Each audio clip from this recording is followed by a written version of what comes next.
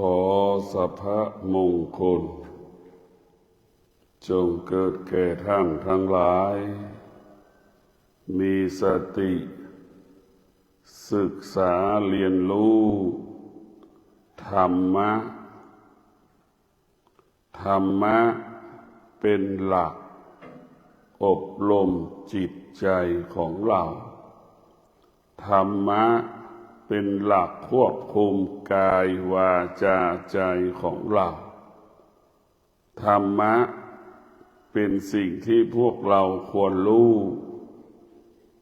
ธรรมะเป็นสิ่งที่พวกเราควรยึดนำและมาปฏิบัติเพราะธรรมะอยู่ในร่างกายของเราธรรมะไม่ได้อยู่ที่ใดที่หนึ่งสถานที่ใดที่หนึ่งไม่ได้อยู่กับบุคคลใดบุคคลหนึ่งธรรมะอยู่ที่กายของเราธรรมะอยู่ที่ใจของเรา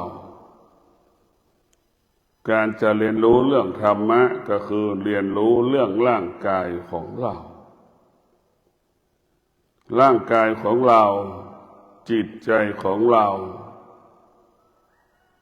ให้มันมั่นคงทุกวันนี้จิตเราไม่มั่นคง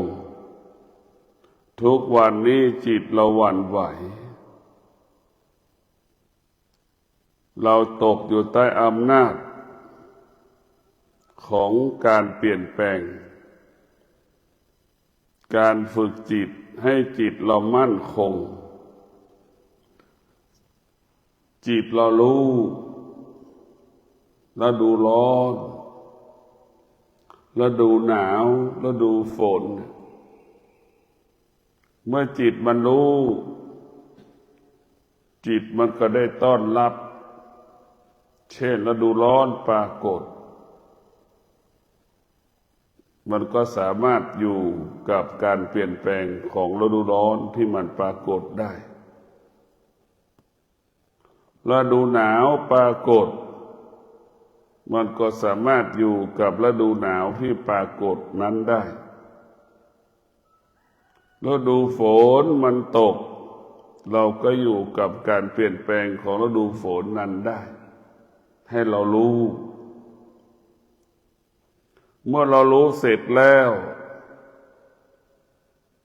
เราก็ต้องพัฒนาจิตของเราเหมือนดั่งมนุษย์โบราณเมื่อล้านปีมนุษย์เมื่อสัมผัสกับความเกิดกับคำว่าหนาวฤดูฝนฤดูร้อนฤดูหนาวมนุษย์เมื่อล้านปีเขาก็รู้จักการแก้ปัญหารู้จักการพัฒนาก็คือเวลาฝนตกก็อยู่ในถ้ำฤดูหนาวก็อยู่ในถ้ำนั่นแหละคือการพัฒนาคือการเรียนรู้ก่อนที่จะไปอยู่ในถ้ำมันจะต้องรู้ฤดูร้อนซ้ำๆอย่างน้อย 4-5 ฤดู5-6 ปีฤดูหนาวซ้ำฤดูฝนซ้ำระหว่างที่มันจะเรียนรู้5-6 ปีกว่ามันจะพัฒนาได้มันจะต้องใช้ความอดทนเห็นไหมในตัวมันเองจะต้องอยู่กับความอดทนให้ได้อดทนต่อสภาพมันร้อนที่กระทบกายอดทนต่อสภาพหนาวเย็นที่มันกระทบกายเนี่ยอดทนทั้งสองอย่างมันจะอดทนก่อนเมื่อมันอดทนแล้วมันจะเกิดปัญญา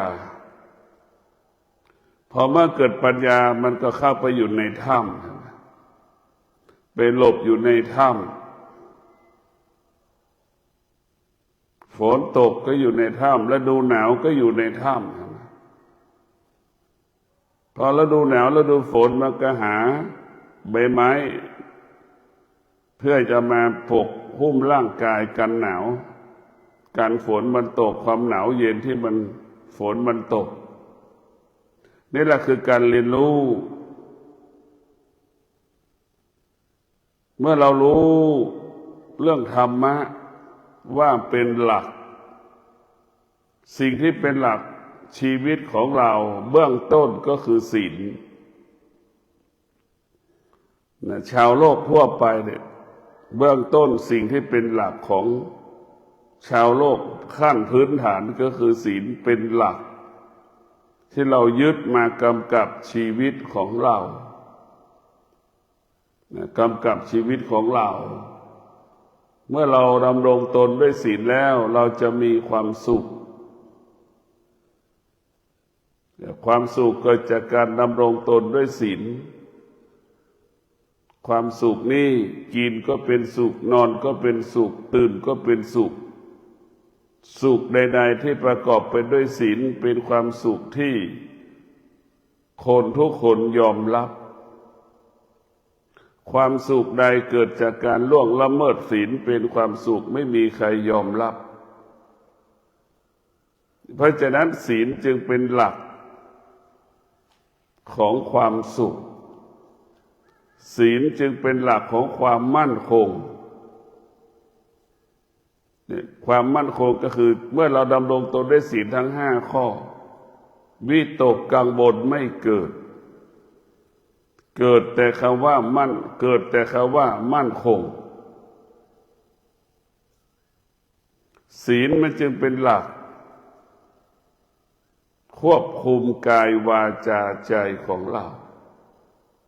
ศีลเป็นหลักกำกับกำหนดควบคุมให้กายวาจาใจเรานั้นเกิดความสงบศีลเป็นหลักของกายส่วนสมาธิเป็นหลักของจิตสมาธิเป็นหลักของจิตการฝึกสมาธิก็เพื่อให้จิตสงบสมาธิจึงเป็นหลักของจิต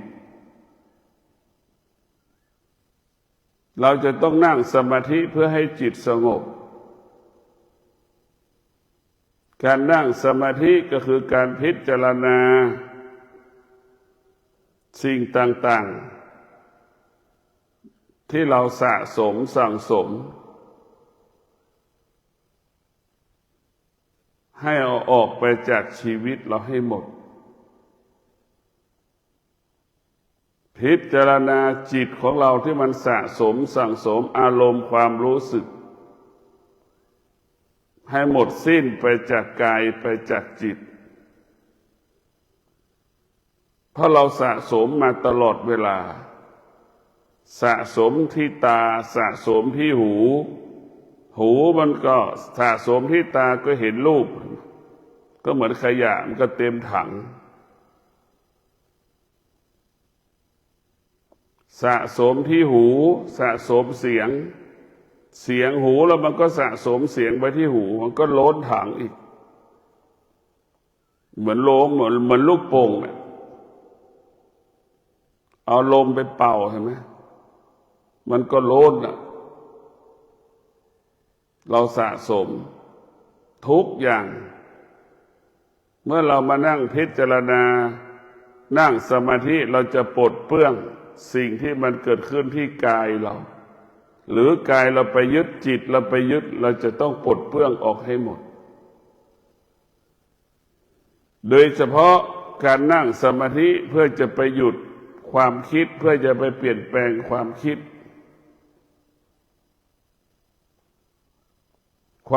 นี่แหละจึงทำให้เราหลงทางหลงผิด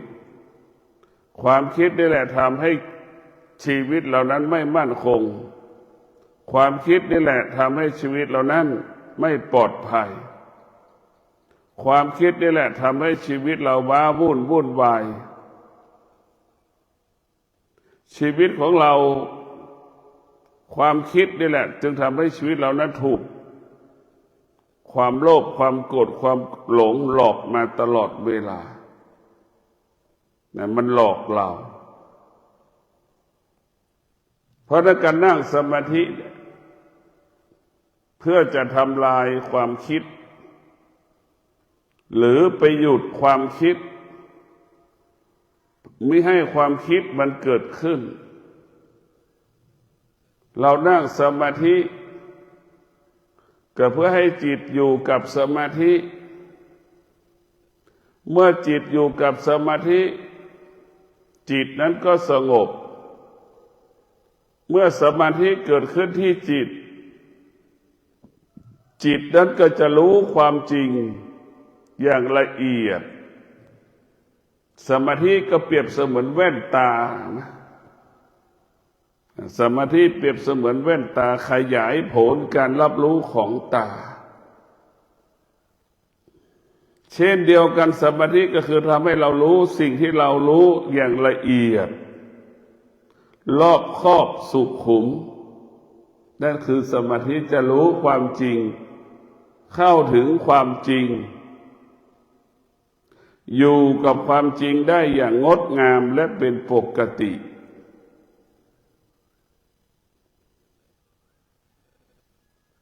ธรรมะของพระพุทธเจ้าก็คือสมาธิเป็นหลักที่จิตเราควรยึดสมาธิจะว่าด้วยเรื่องอารมณ์เรื่องความรู้สึกกำจัดอารมณ์กำจัดความรู้สึก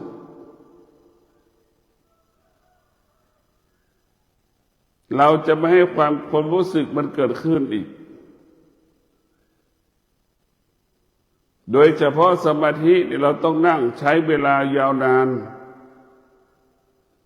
เหมือนเราปลูกต้นตาล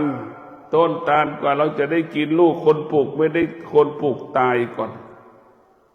คนปลูกไม่ได้กินคนกินไม่ได้ปลูกเพราะต้นตาลเราจะต้องบำเพ็ญเพียรเช่นนั้นแหละอดทนอย่างน้อยก็6 ปี5 ปีกว่าเราจะรู้ความจริงจะเห็นความจริงเพราะฉะนั้นการนั่งสมาธิเนี่ยเพื่อจะดับความคิดดับความคิดทั้งระบบความคิดคือความโลภความโกรธความหลงความคิดคือเป็นสิ่งที่เราสมมุติขึ้นสมมุติความคิดก็คือเป็นสิ่งที่สมมุติก็ซ้อนในสมมุติดังทุกคนในอดีตเป็นลูกในอดีตเป็นลูกปัจจุบันเป็นแม่ปัจจุบันเป็นแม่นี่ทุกคนจะเป็นสมมุติซ้อนในสมมุติสิ่งที่สมมุติมันไม่ใช่ความจริงวันนี้เราเป็นแม่เราก็ดูต่ออีก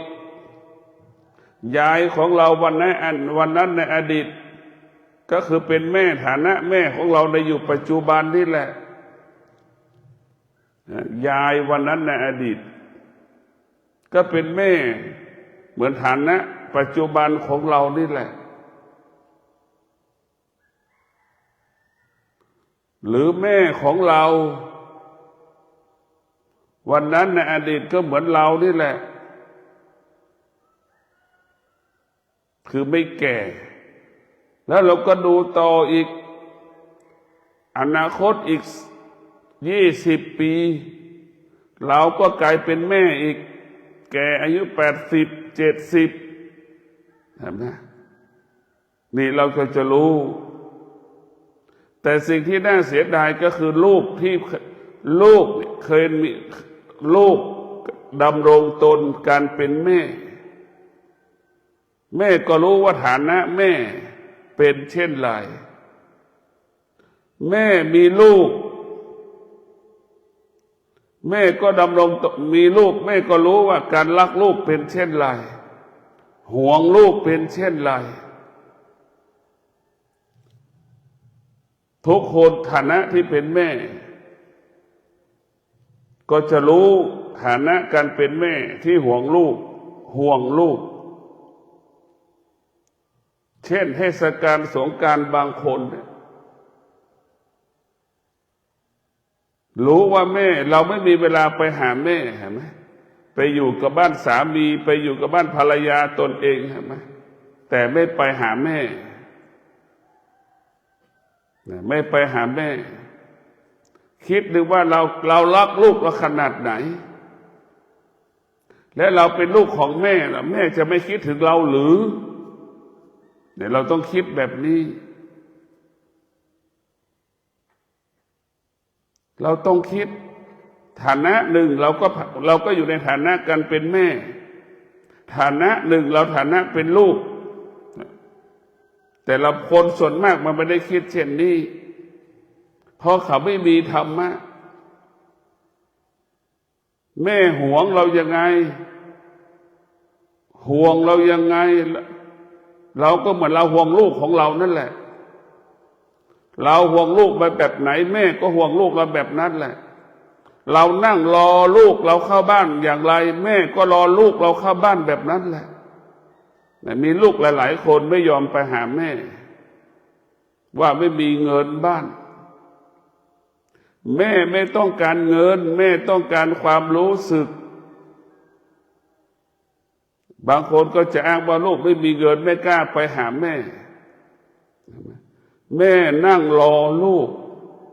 หวังว่าลูกจะมาหาแม่แล้วดูสงกรานต์เพราะฉะนั้นลูกทุกคนที่แม่ทุกคนที่ดำรงตนในฐานะแม่ทุกคนดำรงตนด้วยฐานะที่เป็นลูกเราต้องมีสติรู้หัวอกแม่หัวอกลูกเรานั่งรอลูกเราแบบไหนแม่ก็นั่งรอเราอย่างนั้นแหละให้เราคิดแบบนี้เราหวงลูกแบบไหนแม่ก็หวงเราแบบนั้นแหละแต่เราคิดไม่ได้เพราะฉะนั้นพวกเราต้องมีสติ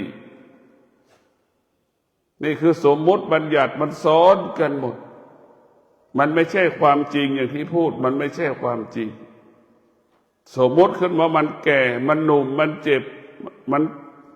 ตายเป็นสิ่งสมมติทั้งสิ้นจริงๆแล้วมันเป็นปกติของมันทุกอย่างมันเป็นปกติ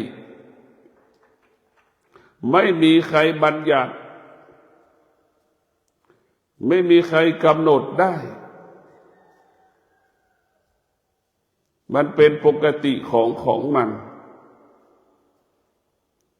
การฝึกจิตให้จิตเป็นจิตผู้รู้ไม่ให้จิตไปยึดติดสิ่งที่สมมุติทุกวันเราไปติดในสมมุติ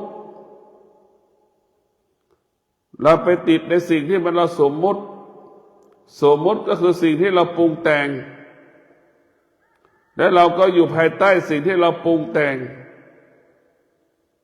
เราจึงออกจากสิ่งที่เราปรุงแต่งไม่ได้ดังพ่อแม่สามีภรรยาลูกไปยึดติดซึ่งกันและกันและไปยึดติดดังที่ได้กล่าวว่าพ่อแม่สามีภรรยาลูกเนี่ยมีค่าเท่ากับกาวดักหนูลูกไปยึดติดในแม่ลูกก็ไปติดกาวแม่ก็เป็นกาวลูกก็เป็นหนูเห็นไหมแม่ไปยึดติดในลูกลูกก็เป็นกาวแม่ก็เป็นหนูติดกาวเห็นไหมจึงร้องไห้เสียใจเนี่ยลูกก็ร้องไห้เสียใจอย่างนั้นแหละเหมือนกันหมดไปติดพระพุทธเจ้าสอนให้เราไม่ยึดติดในสิ่งที่บัญญัติแต่ให้รู้แล้วก็อยู่กับสิ่งที่เรารู้ให้ได้เมื่อเรารู้แล้วเราก็ไม่ต้องไปสงสัยในสิ่งที่เรารู้แล้วไม่ควรจะไปสงสัยในสิ่งที่รู้เช่นตาเห็นรูปเราก็รู้เฉยๆว่ามันเป็นก้อนหินแค่นั้นแหละพอมันจะหนักหรือจะเบาเราก็ต้องไม่สนใจรู้ว่าเป็นก้อนหินก็จบรู้ว่าเป็นสีทองเราก็รู้ว่าเป็นสีทองเท่านั้น มันจะเป็นทองคำหรือไม่เป็นทองคำก็ช่างมันรู้ว่าเป็นสีทองก็พอเหลืองอลามเราไม่ต้องไปเข้าไปยึดติดให้เรารู้เช่นนี้ให้เรารู้เท่านั้นหูสัมผัสกับเสียงก็ให้เรารู้ว่าได้ยินแต่เสียงเท่านั้นมันจะเป็นหญิงเป็นชายเราก็ไม่ต้องไปสนใจว่าเสียงนั้นเป็นเสียงหญิงเสียงชายรู้ว่าเป็นเสียงก็จบรู้เท่านั้นจึงอยู่เหนือสิ่งที่เรารู้ตัวรู้ก็คือตัวสติตัวรู้ก็คือตัวปัญญารู้ด้วยปัญญารู้ตามความเป็นจริงจมูกมันสัมผัสกับกลิ่นเราก็รู้เฉยๆว่ากลิ่นมันหอมกลิ่นมันเหม็นเท่านั้นอะไรที่ทำให้มันหอมแล้วก็ไม่ต้องไปสงสัยไม่ควรไปรู้เหม็นเราก็ไม่ควรไปรู้ว่ามันเป็นหนูหรือเป็นนกที่มันตายแล้วก็ไม่ต้องไปสงสัยมันรู้เฉยๆเมื่อเรารู้เช่นนี้แล้วนี่สุขมันก็ไม่เกิดทุกข์ก็ไม่เกิดไม่มีสุขไม่มีทุกข์มันก็บอกว่าเราทุกข์เพราะเข้าไปยึดติดในสิ่งที่เรารู้เฉยๆว่าลิ้นสัมผัสกับรสชาติอาหารให้เรารู้เฉยๆเราจะไม่เข้าไปยึดติดว่าอร่อยหรือไม่อร่อยเราจะไม่ยึดติดมันถ้าเรารู้แล้วเราก็อยู่เหนือสิ่งที่เรารู้ก็คือเท่าทันสิ่งที่เรารู้นั่นแหละสิ่งที่เรารู้จึงไม่มีค่าสิ่งที่เรารู้จึงไม่สามารถทำให้เราทุกข์ได้หากเราเข้าไปยึดติดในสิ่งที่เรารู้สิ่งที่เรารู้ก็จะทำให้เราเกิดความทุกข์รู้ด้วยปัญญารู้ตามความเป็นจริงส่วนมากมันเป็นความคิดมันจึงปรุงแต่งเหมือนตาเห็นรูปเห็นแต่ไกลยังไม่ชัดเจนแล้วก็มโนปรุงแต่งเหมือนหนุ่มสาวเห็นรูปร่างหน้าตาซึ่งกันและกันนั่นแหละมโนปรุงแต่งดูผู้ชายเป็นผู้หญิงดูผู้หญิงเป็นผู้ชายนะดูได้หลงในรูปเขาอะผู้หญิงบางคนก็ดูแต่งตัวเป็นผู้ชาย100%ดูไม่ออกด้วยสายตาแต่เราก็เป็นหลงเขาเห็นไหมหลงในรูปผู้ชายบางคนก็แต่งตัวเป็นผู้หญิงเห็นไหมเราก็เป็นหลงในรูปคิดว่าเขาเป็นหญิงเห็นไหมอันนี้แหละคือเราหลงทางหลงผิดมโนปรุงแต่งรู้ด้วยความคิดตัดสินใจจึงผิดพลาดรู้ด้วยความคิดจึงทำให้ชีวิตเราวุ่นวายเป็นทุกข์ตลอดกาลเวลาเพราะฉะนั้นพวกเราต้องมีสติกับปัญญาเป็นหลักของการรู้เรื่องความเป็นจริงความจริงที่เราจะต้องละก็คือละความโลภความจริงความโลภเป็นเหตุให้เกิดความทุกข์ความหลงเป็นเหตุให้เกิดความทุกข์ความโกรธกระทำให้เป็นเหตุให้เกิดความทุกข์ความโลภความโกรธความหลงเปรียบเสมือนถนนลูกรังเหมือนเราขับรถไปจะลำบากแบบนั้นแหละถ้าเราเข้าถึงความโลภเข้าใจเรื่องความโลภความโกรธความหลงเข้าถึงความโลภความโกรธความหลงก็เหมือนเรานั่งรถขับรถวิ่งถนนมอเตอร์เวย์ลาดยางนั่นแหละสะดวกสบายมีความสุขไม่ต้องวิตกกังวลใดๆทั้งสิ้นความโลภความโกรธความหลง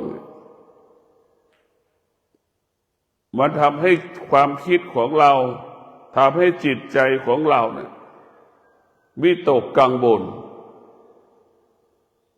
วิตกกังวลอึดอัดหงุดหงิดเหมือนคนนั่งรถที่วิ่งถนนลูกรังนั่นแหละ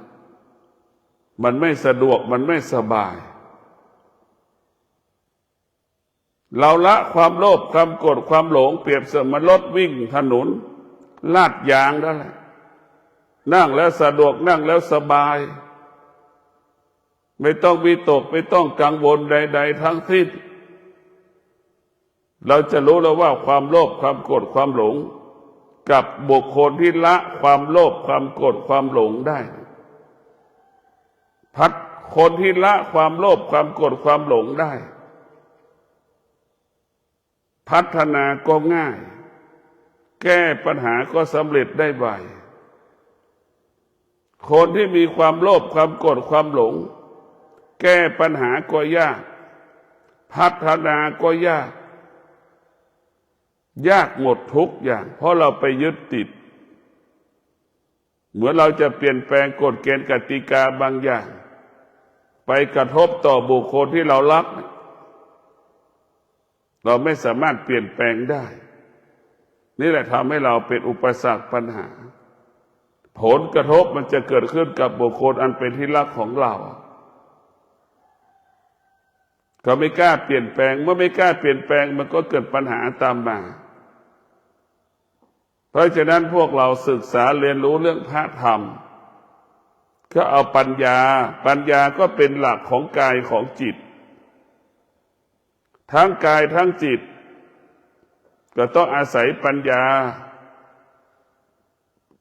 อาศัยปัญญาทั้งหมดปัญญาเป็นผู้ปรับปรุงเปลี่ยนแปลงแก้ไข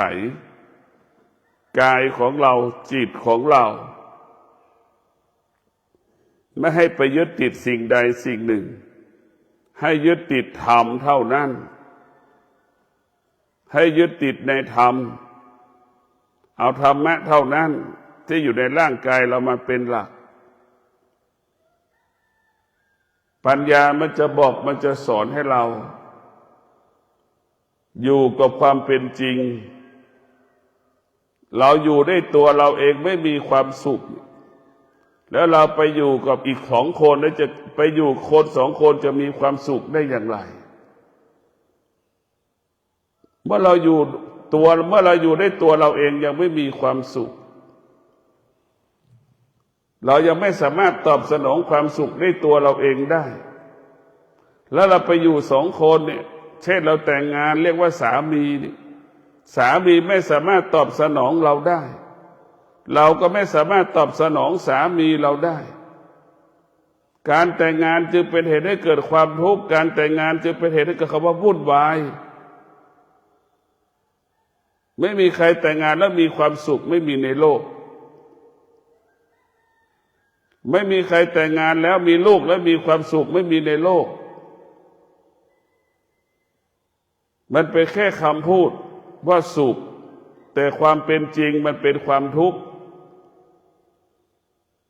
มันเป็นแค่คำพูด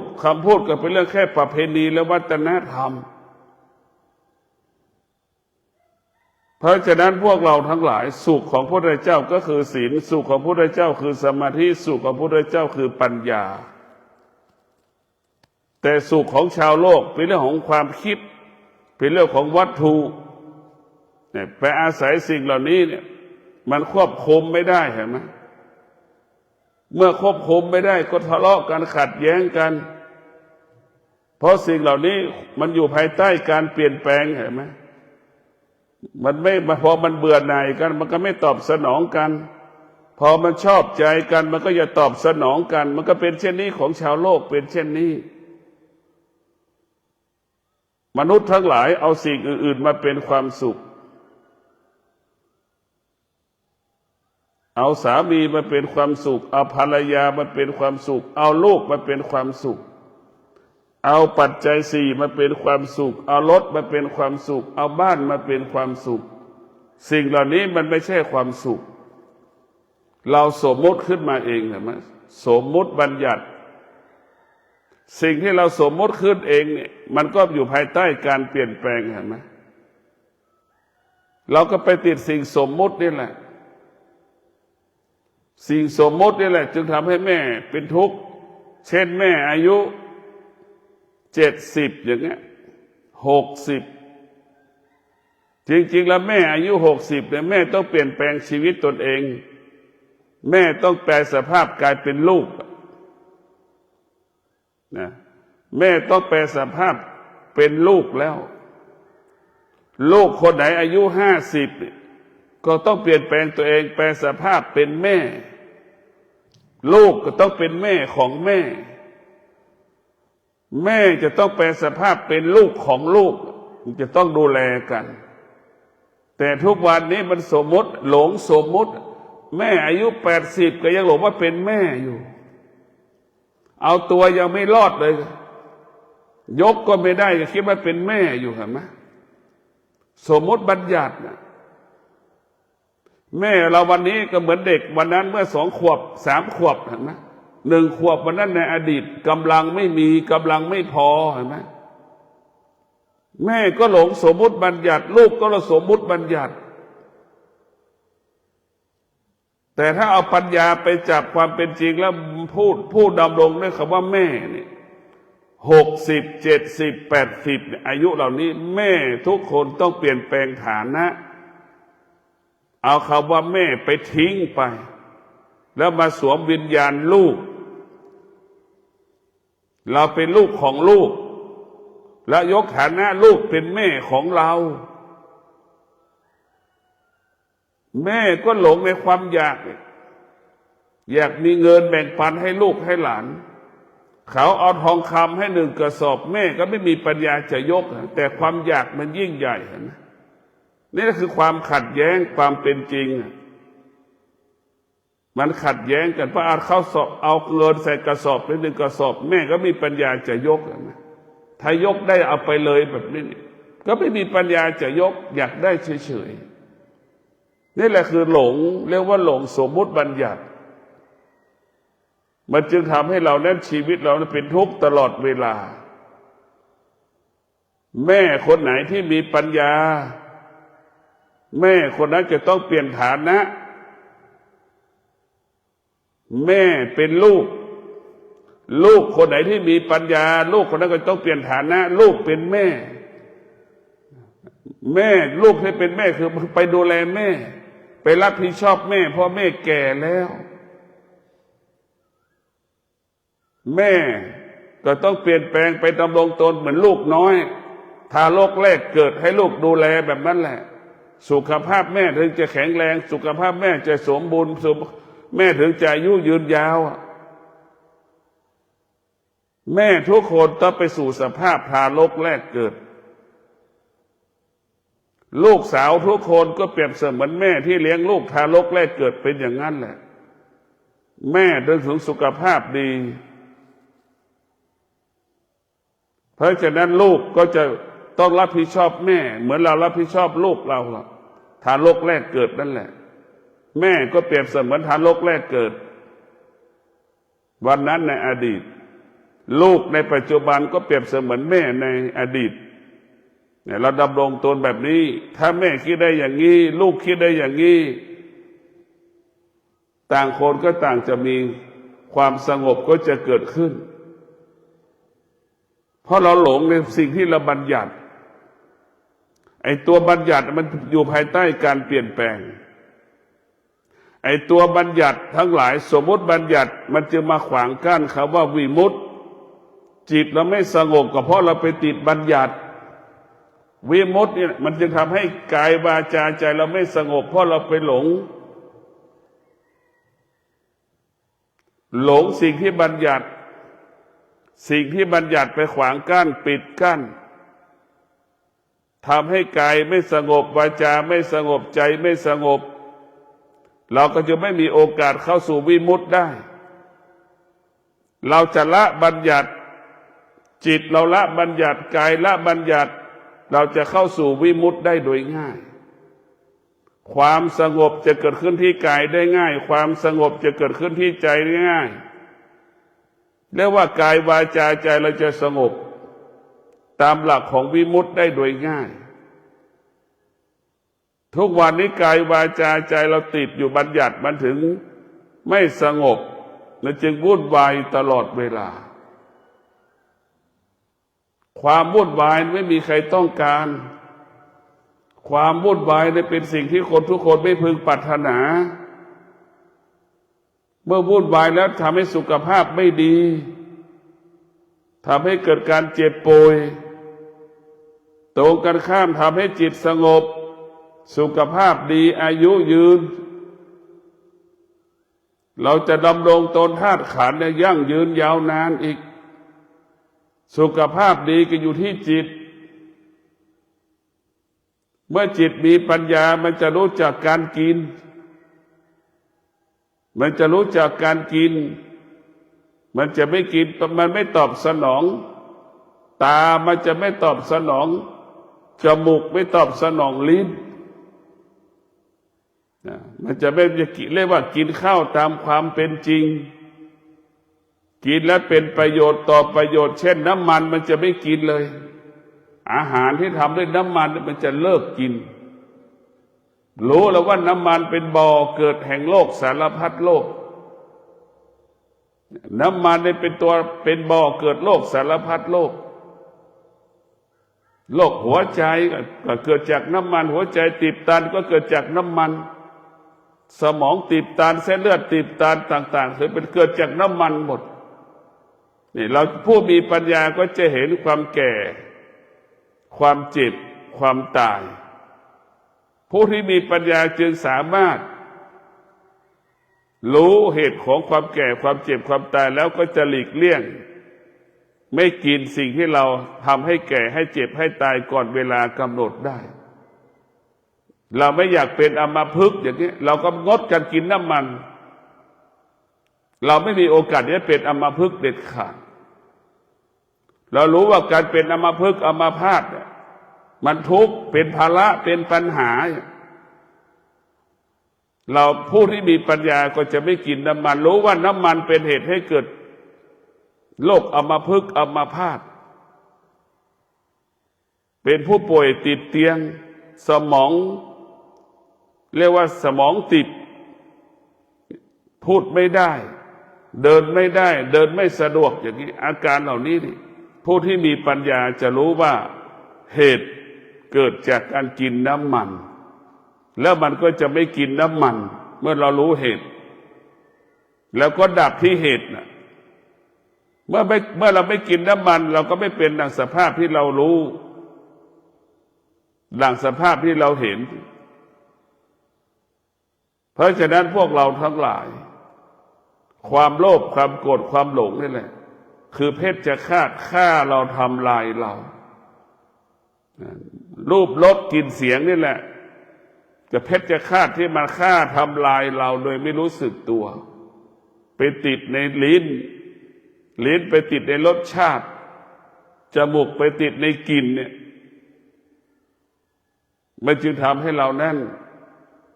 ลำบากกายลำบากใจทุกข์ทรมานลำบากมาตลอดกาลเวลาเพราะฉะนั้นพวกเราทั้งหลายเรามีสติเรียนรู้เรื่องธรรมก็คือศีลสมาธิปัญญาศีลเป็นหลักควบคุมกายสมาธิเป็นหลักควบคุมจิตเป็นหลักพัฒนาจิตสมาธิเป็นผู้ที่เป็นหลักให้กับจิตสมาธิจะทำลายอารมณ์ความรู้สึกปัญญาเป็นหลักของกายของจิตจะปรับปรุงเปลี่ยนแปลงจิตไม่ให้ยึดติดปัญญาจะแก้ไขไม่ให้กายไปยึดติดทั้งกายทั้งจิตเนี่ย